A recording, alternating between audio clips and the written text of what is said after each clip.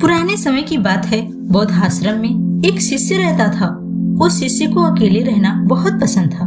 ध्यान, योग और जो भी आश्रम में काम थे उसे करने के बाद वह शिष्य आश्रम के सबसे एकांत और शांत स्थान पर जाकर बैठ जाता था और अपने आसपास जो भी गलत या सही हो रहा है उस पर विचार करता था। जब वह अकेले रहता तो अपने बारे में सोचता और बहुत खुश होता। वह शिष्य चाहे जितना भी काम कर ले और चाहे जितना भी थक जाए, पर जब वह एकांत में जाता और बैठकर कुछ समय बिताता तो ऐसा करने से उसकी थकान समाप्त हो जाती।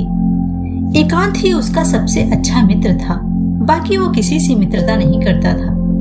लेकिन जब वह अकेले रहता और आश्रम के दूसरे बच्चों से बात नहीं करता, आश्रम के दूसरे बच्चों को अच्छा नहीं लगता था, क्योंकि आश्रम के अन्य बच्चे एक दूसरे से बात करते, एक दूसरे के साथ खेलते, मस्ती मजाक करते और दूसरों को परेशान करते।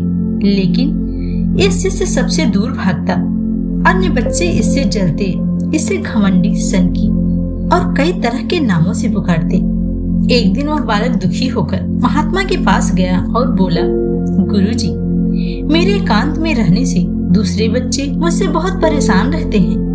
वे मेरा मजाक उड़ाते हैं, जबकि मुझे एकांत में ही अच्छा लगता है। गुरुजी, मैं परेशान हो गया हूँ, अब मैं क्या करूँ? गुरुजी ने शिष्य की बात बहुत ही ध्यान से सुनी और बोले, बेटा, इसमें परेशान होने या दुखी होने की कोई बात नहीं है। एकांत में रहने वाले लोगों ने ही महान सफलताओं को प्राप्त किया है। अकेलापन ही हमें अपने आप से मिलाता है।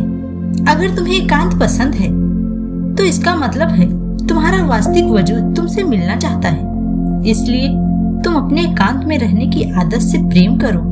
आज मैं तुम्हें कुछ ऐसी बातें बताऊंगा जो एकांत में रहने वालों के अंदर पाई जाती हैं। गुरुजी ने कहा, एकांत में रहने वाले व्यक्ति की पहली खूबी यह है कि उनका व्यक्तित्व सबसे अलग होता है। ऐसे लोग जो एक दूसरे के साथ रहते हैं, वो कितना भी कोशिश कर लें, उनके अंदर दूसरों के विचार, अच्छाई, बुराई, क्योंकि एकांत में रहने वाले लोग ज्यादातर समय अपने साथ ही बिताते हैं। इसके कारण वे दूसरों की आदतों और विचारों को।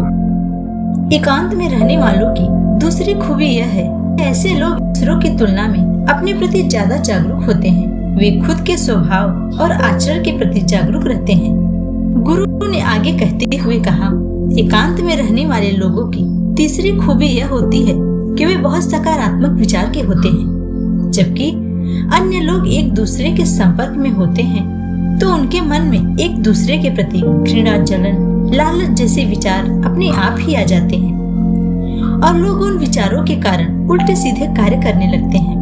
अकेले में रहने वालों की चौथी खूबी यह है, एकांत में रहने वाले लोग खुद की कमजोरी और ताकत के बारे में अच्छे से जानते हैं, जिससे दूसरों की तुलना में किसी भी परिस्थिति का सामना वो बहुत ही अच्छे से कर लेते हैं। अकेले में रहने वाले लोगों की पांचवी खूबी यह है कि ऐसे लोग ज्यादातर आत्मनिर्भर होते हैं। अकेले रहने के कारण इनमें सारे काम खुद करने की आदत होती है, जिसके कारण वे दूसरों के मुकाबले ज्यादा आत्मनिर्भर रहते हैं। ऐसे लोगों को दूसरों का काम पसंद भी नहीं आता, वे अपना काम खुद ही करना चाहते हैं। अकेले रहने वाले लोग मानसिक तौर पर और भावात्मक रूप से बहुत मजबूत होते हैं, क्योंकि उन्हें यह पता होता है कि अगर उनको सामने कोई समस्या आएगी तो उन्हें उस समस्या से अकेले ही बाहर आना है। अकेले में रहने वालों की अंतिम खूबी, अकेले में रहने वाले लोग ज्यादा धैर्यवान होते हैं, जिसकी सहायता से वे ऐसे कठिन काम कर सकते हैं, क्योंकि उनके अंदर देर तक एकाग्रता, धैर्य बनाए रखने की आदत होती है।